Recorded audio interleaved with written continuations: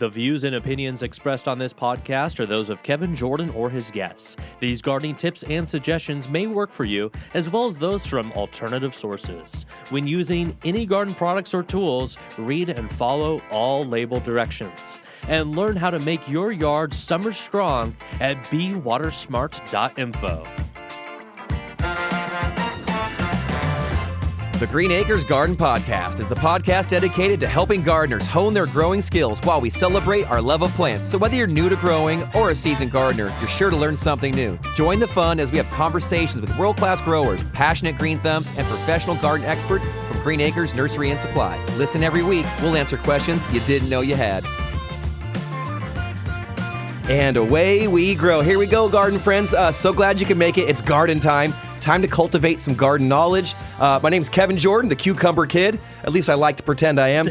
Back in studio with the man with the microphone, Austin Blank. How's it going there, Austin? Hello, everybody. Thank you, Kevin, for the introduction, and welcome back to all of our listeners. Hello, my cucumber friend, Kevin. What is going on this week? It's been an incredible week out in the garden. The weather, it's warm, it's cool, it's windy. I was out in the garden this morning, and it was warm and windy. So I took advantage and got right after it. I think I'll prefer warm and windy as opposed to scorchingly hot and no breeze at all. Well, I figure things are going well in your world because you just brought me an amazing bag full of food that you've harvested. Absolutely. And it's like every week when I see you, there's bigger bags. There's like more and more I'll post some photos for sure. It's so cool. I'm so excited to eat this stuff. I will eat everything you bring me every time, and I love it. There's so much going on right now. Most of the tomatoes haven't popped just yet. None have gotten to that breaker point just yet. Mine are green and still kind of small. Yeah, so you got time to wait. But I did pull off a bunch of sun golds. I planted them a little bit earlier than the rest, and they are just ripping right now. Of course, the tree fruits are doing incredible. The apriums, the pluots are coming off, the blackberries and whatnot. I'll list it all. The basil. I brought you some Thai basil today. Yeah, I'm not used to using that, but I can't It's delicious. Wait. So the garden is going great, at least on our end here, and I hope our listeners are having some success early on this season as well. But to build on our garden knowledge, we actually have a local legend, a landscape design pro, the lovely, the talented, the three-time returning garden champion to the Green Acres Garden Podcast. I'm talking about Roberta Walker, folks. Roberta Walker, thanks for coming back and joining us. That's cause for celebration right there. Third time on the show. And you're right. She is a pro, local legend. And why? Why do we have Roberta on this week, Kevin? Because Roberta has an incredible amount of knowledge, skill set, her experience in landscaping, especially in this hot climate, creating landscapes that are beautiful throughout the seasons, that have that seasonal interest, that don't require a ton of input or a huge amount of water. She really has an eye for design. She's a bit of a scientist, with the designing side of it. But I would argue, even more of an artist in her approach. And so it's kind of cool for us to kind of pick her brain a little bit and learn to landscape like a pro. Where do you start? How do you create a landscape from scratch? Or are you converting from an old lawn and doing something unique? I think a lot of our listeners are in that boat where, hey, maybe I want to do something a little different than what I'm used to and create a change. But maybe I don't have the scope and scale of hiring someone to do all that. And I maybe want to do it DIY, do it yourself. And so where do you start this episode? Start here. I love Roberta that. has some great insight. We'll go over it at the end. But honestly, when I was in there, I just go like, yep, these are great ideas. These are great ideas. Yep. And each one breaks down kind of the steps and processes that she takes in designing a landscape from scratch and kind of makes it, I think, accessible to a normal person. And I loved it. I was hanging on every word. Roberta is a gem. And like I said, she's so bright, and her experience kind of speaks for itself. Oh, yeah. And if people, I'm telling you, she's going to give you plant options and names, maybe ones that she's worked with in the past that have done well. But ultimately, if you want to get a taste for what she's created, Austin, can they go? How can we send them to her website? So I will link to her website in the episode description. But if you want to just jump into it, go to robertawalker.com. And that is her landscape and design website. And the coolest thing about it is that it's got so many great visual that picture gallery. It's got a gallery of photos. So there's before and afters, and it's great for visual learners or anyone just looking for inspiration. There's so many cool, good-looking, successful designs that she shares on there. So definitely recommend, go check that out. Roberta Walker is, she's got the spirit of an artist. I think she used to be a painter. She understands design in a really artful, cool, unique way. So definitely go check that out. I'll put the link in the episode description. But let's go ahead and jump into that interview. I'm excited to listen to it again, honestly. So we met up with Roberta Walker at the Green Acres in Citrus Heights. Let's go to that interview now. Here we go. There's a few elements that are very simple with design. And we'll talk about drought tolerant, we'll talk about heat, we'll talk about zones, all of that. But the basics, if you want to do a transformation, there are some materials that are a must. I'd say rock, boulders, mounds, rock being cobble stream, and some boulders in the landscape. And also there's different types of mocha lava rock, dark lava rock, that's a ground, a top dressing. Yep. So bark has been the norm for years and years and years, but the problem is that when the leaves fall and you blow it, the bark goes away. So rock in its many forms is essential. Trees, obviously in this kind of heat, are essential. But creating mounds, cobble streams, and walkways, those elements alone will get you going on a new landscape. So the mounds create the topographical interest. You've got some elevation change, and then those walkways. Mm-hmm. And I know at your house, your walkway kind of meandered in a way. Would you recommend that? I like the flow of it. It seems a little bit more natural, not quite so geometric. Yeah, well, everything in nature is generally in a flow form. So doing a pathway, first of all, so many homes don't have pathways up to the front door from the street. They usually come from the driveway, either to the right or the left. So if you're having a party and there's cars parked, it's really hard to get around the car to that path to your door. So consider adding a path from the street up to the door. Now, the basic is getting from point A to point B. You could just have a straight shot, or you could meander it just like a stream. Not a huge snaking loop, because then that's ridiculous. You're doing switchbacks to get to your front door. But it'd be a fun way to keep your friends and family keep them on edge. You're like, yep, I'll see you in a little while. Yeah, it's like in those Italian Alps, Anyway, and the type of path that you put in, it could be a gravel path, it could be a flagstone path, it could be a paver path, it could be a concrete path. It really, it's up to you. If a lot of these designs, what's been in vogue for a few years, are the mid-century modern type houses. I mean, of course, they were in vogue in the 50s, but now they're back. So you could do one that has pavers that sort of jog side to side all the way down. So there's a myriad of ways that you could create a path. That would be my first thought. So if you're going to just kind of loosely draw your front, figure out first where the path is going to go. So the path is going to go somewhere in the middle, right? Unless your door is all the way to the left or all the way to the right, it's going to be there. The mounds, now, how do you create mounds? It's dirt. You bring in dirt. You might have dirt in your yard. You might call a pool company and say, hey, I know you're excavating. A lot of these pool companies, they want to lose the dirt. So when I do a mound, I certainly don't do a pyramid. So here's the important thing. A mound is generally a soft, again, natural shape, maybe like a kidney bean. And you could have one on either side of the path. You can have, more. It just depends on the size of your yard, how big a mound. But when that dirt comes in, you got to stomp all over it and compress it, because when we get to planting, we don't want any air. It's going to settle regardless. It's going to settle. If the rains come, your mound is gone. So at this point, we have now a new path. We have some mounds.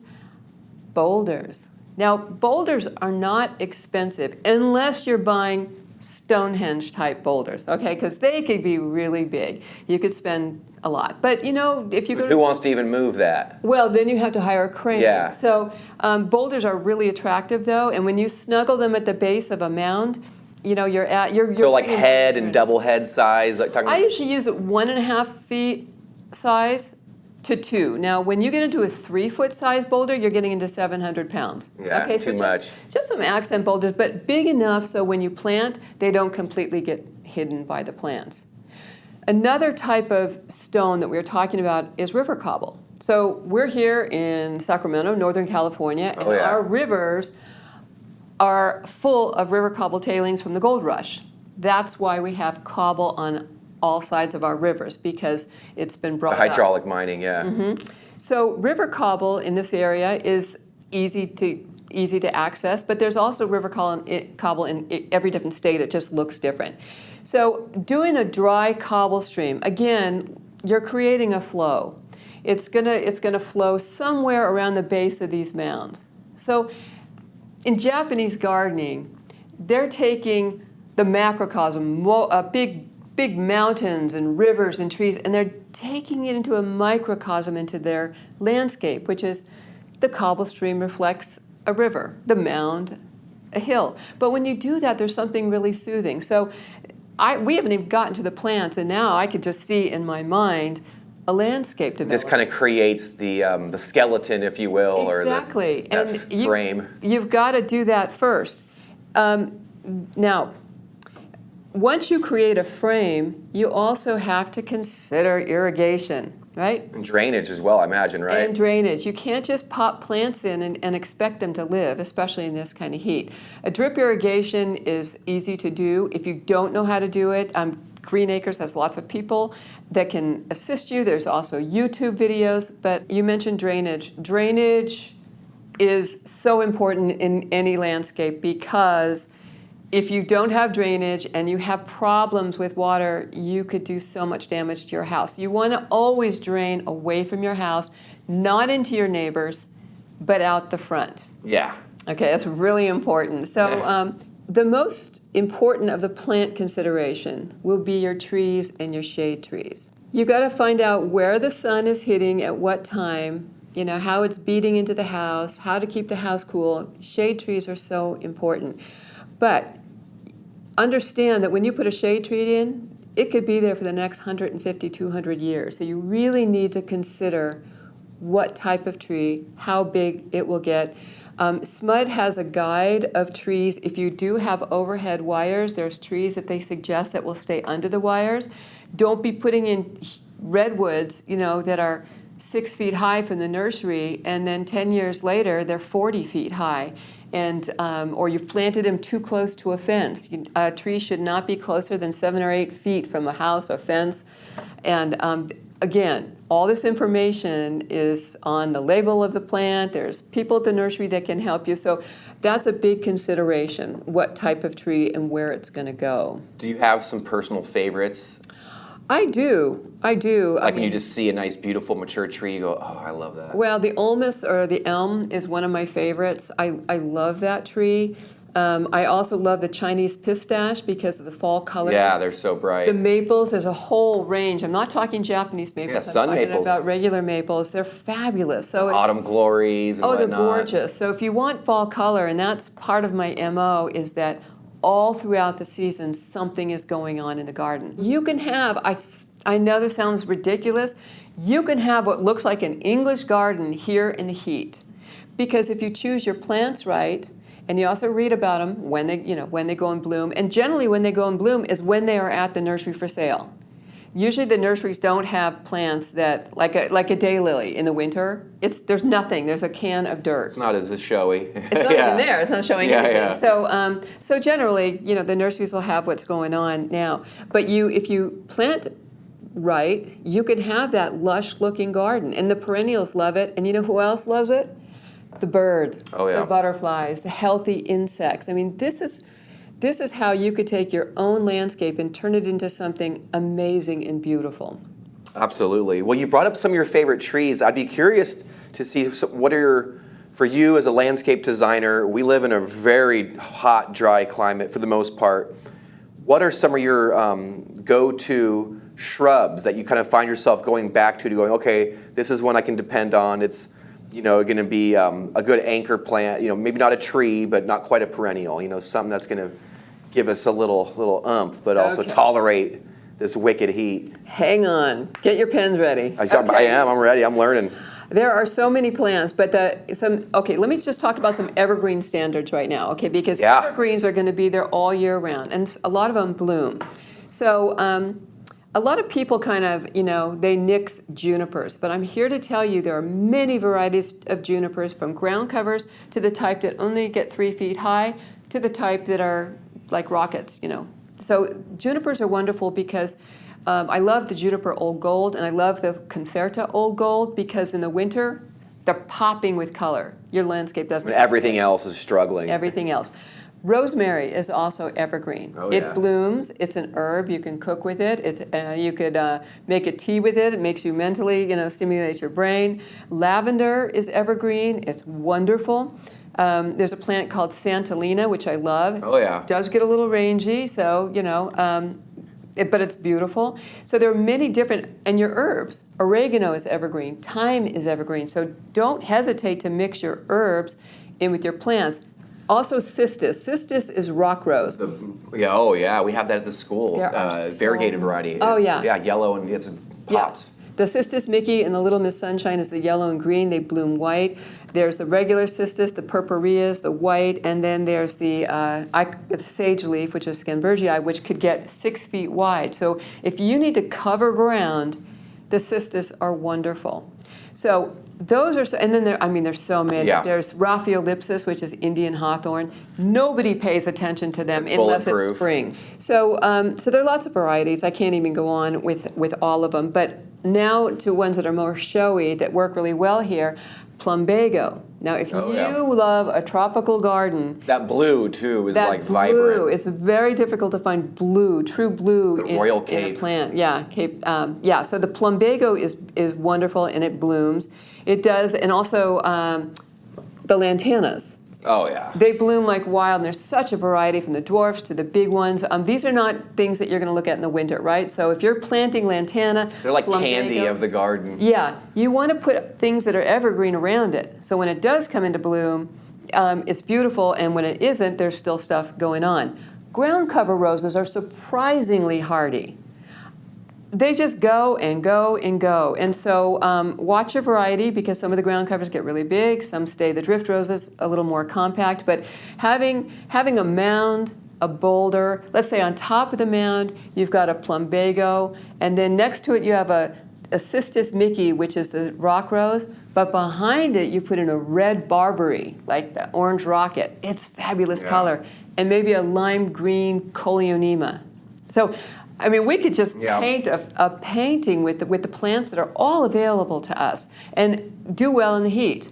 What doesn't do well in full sun, you can have it if you have shade, but your camellias, your azaleas, your hydrangeas, gardenias will take some, but it's worth reading the label. But anyway, so those are some of the bigger ones. Then, like you were talking about, there's the fun. So Nymphophia is called red hot poker. Oh yeah. Hummingbirds adore them. And then Me too. Yeah, they're just beautiful. And then there's the kangaroo paws, and they look like Anaxanthus. Anaxanthus, and they come in all different colors and different sizes. It's cool. Yeah, I've seen the dwarfs quite a bit, but I've been passing a neighbor, and they have the 5-footers. Yeah, and right now they are, and they're the blood red ones too, and they're looking great. Yeah, the yellow and the red. So imagine if you put in a purple lantana, the trailing type, and you've got this deep purple going off in the summer, and then they pop up with red hot pokers or kangaroo paws. It's just fabulous, and it just keeps going. So that's your summer color, and then when you go into the fall, when things, the blooms start to dissipate, you have all the color from the shrubs, the variegated shrubs. So this is all doable, and there's so many books, and there's the nursery, and then we haven't even talked about the perennial color. Yeah. The black-eyed Susans, the echinacea, the penstemon, the yarrow is one of my favorite plants. It just keeps going and going and going, and those are so perennials mean they come and they'll come back each year. But during the winter, many of them you think they're dead. They're not. They're just going. They're asleep. Annuals are something that may or may not come back. Annual means once a year, but sometimes you'll get a biannual, which is like your dianthus, which is carnation, and they'll come every other year and seed. But in the spring, you have foxglove, you have hostas, you have all these different plants for the shade, and then we have the plants for the sun, and then we have the plants that will just truck through any kind of weather, which are the ones that we're talking about. And all of these are available now. Yeah. But you want to plan first. Get a plan. Absolutely. I think that's where people maybe get discouraged is they get inspired, they get fired up to maybe do something, they try a little bit and then they run into some trouble and then give up. But it's like maybe because they didn't have a plan, or at least, and any amount of planning can be helpful. Yeah, it's confusing. You can improvise, but it's nice to at least know what you want and then have maybe a roadmap of how to get there. Well, that's a really good point, because if you have kind of a roadmap, and let's say that you like color themes, if you are hiring a designer or a landscaper, if you have something down, they have something to go off of. Oh, okay, you like this. Oh, you like these colors. I've had clients that want the moon garden all white. I've had clients that don't want any hot colors. I've had other ones that only want hot colors. Some that want cool colors, such as your pink and your purple and your blue. Oh, yeah. So all of this is worth considering. And the best place to look is in magazines, Pinterest, online. Look at all these gardens. Some people just have to see it before they know. So if you just say, okay, know where the path goes, and that goes in, that might lead you to the next step. Absolutely. Okay, well, the mound here. And what about a pathway here? Who knows, and maybe we'll put a bench over here. So as you build it slowly, then you can have, you can see more of where you're going. And then knowing what plants to put where are important, and reading the labels on how big they get. Because size at maturity. Yeah, so many people just say, this is just the perfect plant, and it ends up getting massive. And they plant it like inches from another plant that's Yeah. also going to Or get right in 4 front to of a 8 feet window, wide. Yeah. So you don't want to get something that's going to get 8 feet tall in front of your picture window. You're pruning too much. Yeah. The right plant, the right place. Yeah, right plant, right place, and then right exposure for the right plant. And what I call the icing on the cake is lighting. Yeah. Ta-da! Well, that's the artist in you, right? Because good art, it's like just all working with light. Lighting. When you drive up to a home that's well lit, and I'm talking low voltage. Little pathway lights, and maybe uplighting or something. Is safe for the path. If you have people coming over at night, it's really important to illuminate your path. Solar lighting has a solar cell that has the light contained right there. LED landscape, low voltage, casts light. Okay, it'll cast like a 6-foot circle. So if you're putting little solar lights, it might not be doing the job if you have anyone that has more trouble walking or any type of handicap. So also uplighting the trees. I mean, it's magic at night. So a lot of the trees with their branches, after they've grown for a bit, are art in themselves. And when they're uplit, they're beautiful. Let's talk about Japanese gardening and the topiaries that they do. I mean, those are art. They're absolutely beautiful. And then you can buy plants that are started in topiary form. You can get them at the nursery. I visited growing grounds up in Oregon, and one growing ground was nothing but the weeping cedars, and another one was just all the animal shapes that were there were plants that were trimmed to animal shapes. But this is how you could bring in art through the plant without buying whirligigs and stuff all over your landscape, but really honoring the shape of a plant. And I have so many clients that say, "Oh, that's my favorite plant." Oh, or a really large boulder. Oh, that's my favorite boulder. So there are natural elements that can become art in the landscape. So that's where I was going with the adding art to the landscape. You could certainly add art to the landscape, but when you add some spectacular specimen of a tree, Japanese maple is art. And I have clients, we just finished, and he said, "You see that Japanese maple? When we bought it, it was a 1 gallon, and now it's this magnificent waterfall of red. It's just gorgeous." So that's art in the landscape. Absolutely, and landscaping becomes the landscape becomes the art. The plants themselves become the art. Exactly. Yeah, okay. So I always think of landscapes because they change and grow, like the paintings in a Harry Potter movie. They all move, they all change, and your landscape is living art. It can be. And it's dynamic. It's not static. It's right. If you just have a lawn and some old shrubs, it's static. Not to say there's anything wrong with old shrubs. They're alive and well, but they need to be mixed up a little bit. But anyway. Let's mix it up. Yeah. Get some more art in our lives. Art and beauty. do the landscape. Well, all right, Roberta, you've taught us so much today. We've covered a lot of ground. Can you leave some of our listeners maybe with one last final push for anyone who's listening who might be on the edge or, planning out, a landscape change? What are some last words of wisdom that you'd kind of impart to them? Okay. I am not a patient person. I'm really a nightmare in the car. But landscaping, gardening, is going to teach you patience. When these plants come in, they're going to take time to grow. And that's the beauty of seeing them grow. But if you expect something instant, it's really not going to happen. So have patience. I've had people, you could look at model homes of new homes where they mash in all these plants to make it look totally done. And then when it's time to sell that model home and people buy it, it's beautiful. Pretty soon it's a jungle. So patience. It takes time for plants to grow, the seasons, all that. And it's something that ultimately, when you really realize it and work with your own landscape, it's calming and it's lovely and it's exciting when each season comes and shows you something new. So that would be the gem I'd leave you with, is don't be in a rush. I love it. Well, thank you so much. Okay, thanks for having me. It's always a pleasure. All right, we are back. Big thank you to Roberta Walker. Thanks for meeting with us. I learn something new every time we meet. Kevin, I'm going to you. So what are the big takeaways here? What was speaking to you from that talk with Roberta? How easy it really is to kind of start creating a beautiful landscape, and basically start with the pathways and go from there. The pathway is going to divide up your yard into different sections and garden areas. And from there, you can kind of break each area down with what you're going to plant there. She talked about how cool it is to do, you terraform it with creating mounds, hills, bringing in rock, creating, dry creek beds.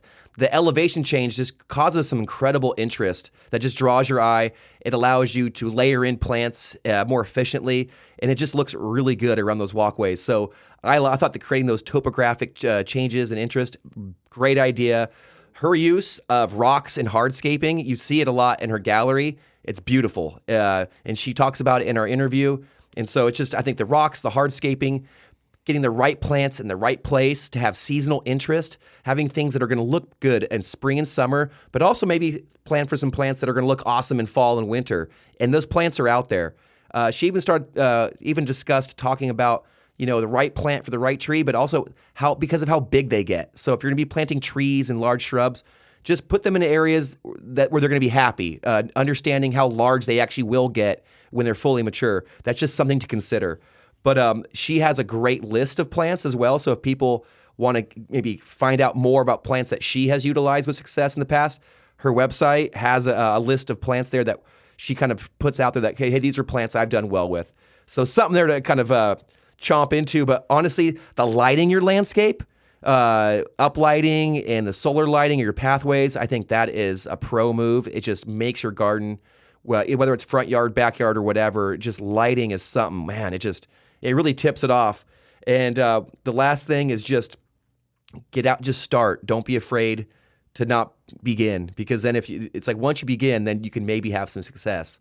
So I thought Roberta just gave so many gems in that interview, and it all culminated in, hey, this is doable for anybody and everybody. She's a pro. She's done it right, but it's still something I think that we can all attain. And so I loved it. I was fired up. And now that I've seen those pictures, I was like, it just inspires me. You go, oh, that's how you can clump certain plants together. And you just get really, inspired meeting someone like that and then seeing their work.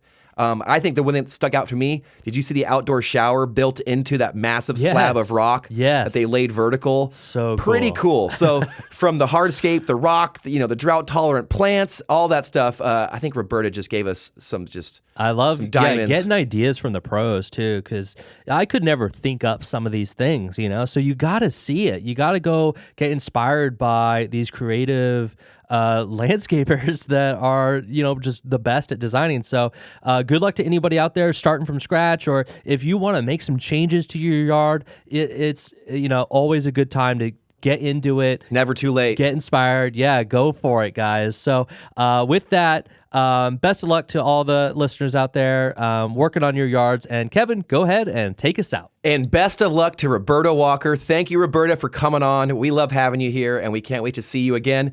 To all of our listeners, man, it's incredible seeing the numbers and the people that are tuning in every week to listen. I'm loving it. It's so exciting. Austin, not about you, but I get fired up every week just to come in here. Man, it is the best thing ever to have a microphone and just talk about the love of joy of gardening and growing. And it's amazing. We've been meeting some pretty incredible people. So just thank you so much to all of our listeners for letting us be here each and every week. So until next week, garden friends, happy gardening to you all. And please never stop growing.